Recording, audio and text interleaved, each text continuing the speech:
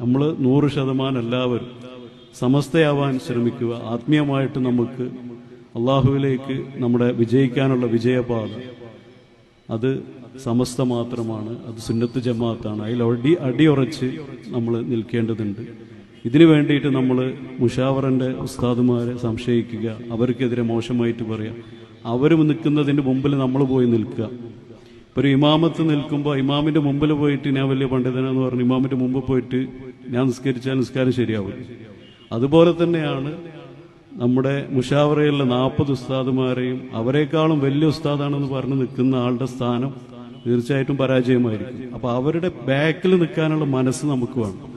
അങ്ങനെയുള്ള ആളുകൾക്കാണ് സമസ്തയുടെ ഏത് ഘടകത്തിലുള്ള നേതാവാണെങ്കിലും നിലനിൽപ്പുണ്ടാവുള്ളൂ, അത് യൂണിറ്റിലാണെങ്കിലും എവിടെയാണെങ്കിലും. അപ്പോൾ നമ്മൾ അവരെ ബഹുമാനിച്ചുകൊണ്ട് ആദരിച്ചുകൊണ്ട് അവരുടെ ആശയാദർശങ്ങളും അവരുടെ ഉപദേശങ്ങളും നിർദ്ദേശങ്ങളും ഒക്കെ അനുസരിച്ചുകൊണ്ട് നിന്ന് ആ ഒരു ഡിസിപ്ലിനോടുകൂടി നമുക്ക് മുന്നോട്ട് പോകാൻ സാധിക്കുമാറാകട്ടെ.